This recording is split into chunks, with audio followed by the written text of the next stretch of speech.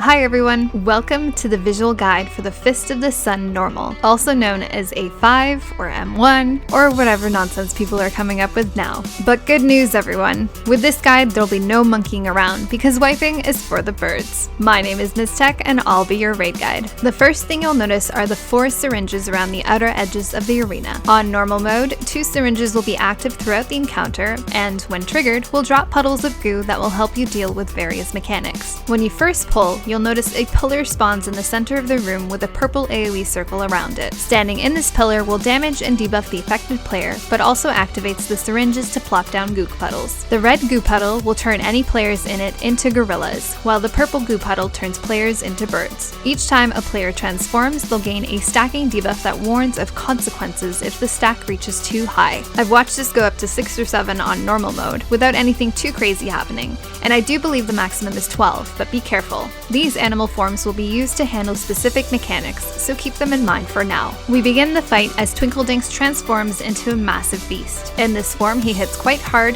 takes less damage, and will begin to stack headache on the main tank. At 4 stacks, the tank will become concussed and highly vulnerable to damage, just in time for the boss to start casting his heavy-hitting tank buster. To deal with this, I recommend the off tank to provoke the boss when the first tank becomes concussed. Without any stacks, the tank buster deals an easily healable amount of damage. Shortly after, the boss will return to his normal form and mark up a random player with this marker. This player should move away from others as they'll soon poop out a large AoE poison puddle. When the boss casts bombs away, a large bomb will spawn somewhere in the room. This bomb has a huge blast radius that does high damage and applies a debuff to anyone hit. To deal with this, a player needs to submit themselves to the red goo and become a gorilla. The gorilla's main attack is the only way to punt back this bomb, but be warned, these bombs can only be punted once, so gorilla players must be sure to aim their attack properly. Punt these bombs away from the group before returning to the party. All other players must ensure they're nowhere near the side of the room with the bomb before it explodes. Next up, the boss will do a room-wide AoE blast called Shock Therapy, so heal through this as necessary. The boss will transform again, and players will now need to be on the lookout for boost. Anytime this is cast, all players need to run into the purple goo to turn into birds. This will allow you to dodge all of the damage of boost. You can also continue damaging the boss with your main attack. Once he's done wiling out, you can return to normal form and resume your attack. After this, be on the lookout for ads that spawn around the room. Pick these up and burn them as necessary. At this point, you've seen every mechanic he'll throw at you, with the only difference being that he spawns more bombs each subsequent bombs away cast. One player can still handle all the bombs if they're on top of things, but you can always have extra players turn into gorillas if necessary. Tanks be on the lookout to swap when he's big, all players be ready to turn into birds when he casts boost, and heal through AoE and kill ads as necessary.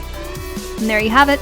If you have any questions or comments, please let me know. Up next, we'll dive into Alexander 6. As always, thanks for watching. Till next time.